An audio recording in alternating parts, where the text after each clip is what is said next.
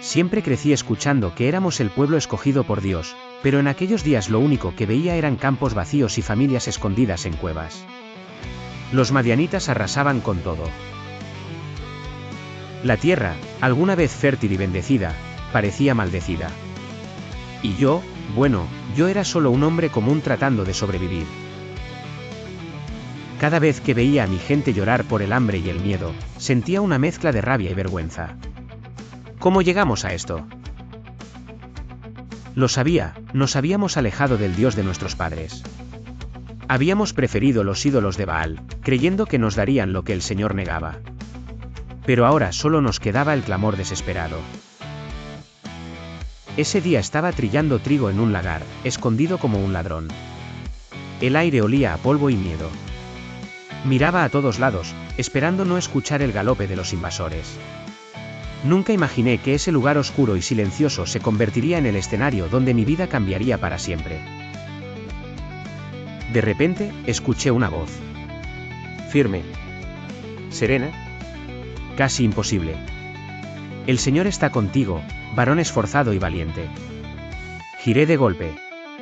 Allí estaba un hombre sentado bajo la encina, pero su presencia no era normal. Me miraba como si conociera cada pensamiento que me atravesaba.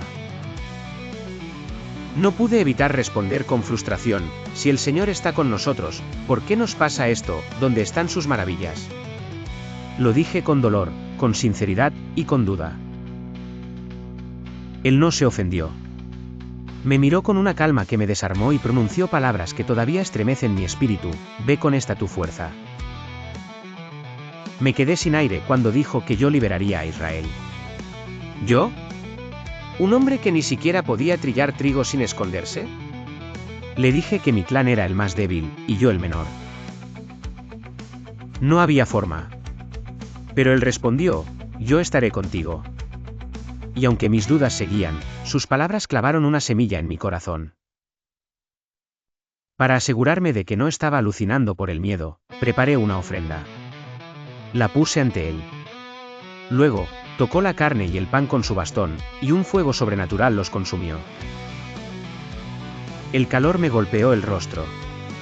Comprendí, temblando, que había estado frente al ángel del Señor. Caí al suelo, seguro de que iba a morir. Pero el Señor habló a mi corazón: paz a ti, no morirás. Esa noche, obedecí su voz por primera vez. Me ordenó derribar el altar de Baal que mi propio padre había levantado.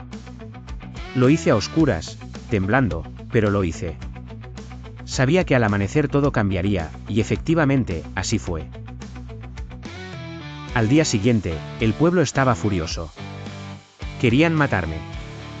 Yo sentí que mis piernas se aflojaban, pero mi padre habló con una sabiduría que no esperaba: si Baal es Dios, que él mismo lo defienda. Fue la primera vez que no huí. Y por extraño que parezca, la gente retrocedió. Aún así, mis dudas no habían muerto. Cuando los madianitas volvieron a invadir, reuní hombres, pero todavía necesitaba una señal de Dios. Tomé un vellón de lana. Si está mojado y la tierra seca, sabré que tú hablas. Así fue. Pero pedí otra prueba: el vellón seco y la tierra mojada. Y nuevamente, él respondió. Cuando los hombres comenzaron a llegar, eran 32.000.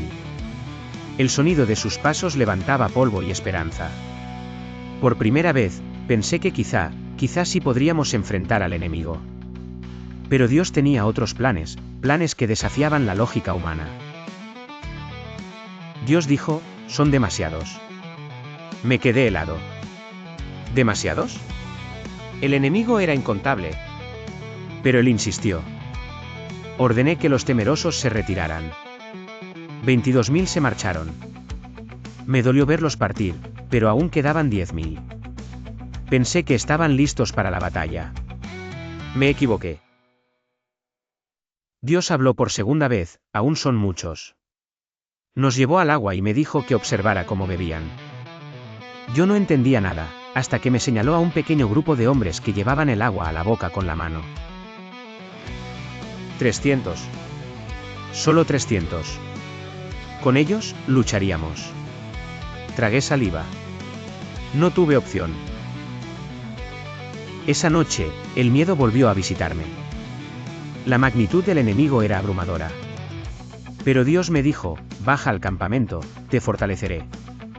Fui con mi siervo Fura, moviéndonos entre sombras, escuchando el murmullo del ejército madianita que parecía un mar rugiendo. Nos detuvimos cerca de una tienda. 2 soldados hablaban. Uno contaba un sueño, un pan de cebada rodaba y derribaba su campamento. El otro respondió, esa es la espada de Gedeón. Sentí que mis rodillas fallaban.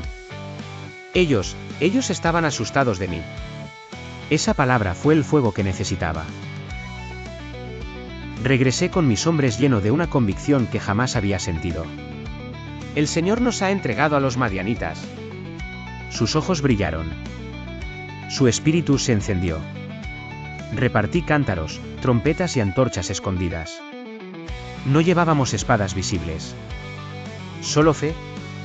Solo obediencia.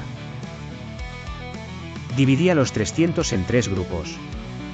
El silencio previo al ataque era tan pesado que parecía presionar el pecho. Mi corazón latía como un tambor. Levanté mi brazo. Cuando me vean hacerlo, háganlo ustedes. Sabía que ese era el momento que cambiaría mi vida, o la terminaría. En un instante rompimos los cántaros. Las antorchas brillaron como lenguas de fuego en la noche. Sonaron las trompetas y gritamos, por la espada de Jehová y de Gedeón. El eco atravesó el valle. Los madianitas despertaron confundidos y aterrados. Y entonces, comenzó el caos. Los enemigos se golpearon entre ellos. Espadas contra espadas amigas.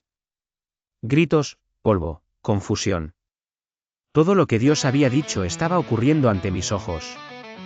Nosotros solo permanecíamos firmes, observando cómo el poder del Señor hacía lo imposible posible. Cuando huyeron, supe que no podíamos detenernos. Mandé mensajeros a las tribus cercanas. Se unieron a la persecución. La victoria no era solo nuestra, era para toda Israel.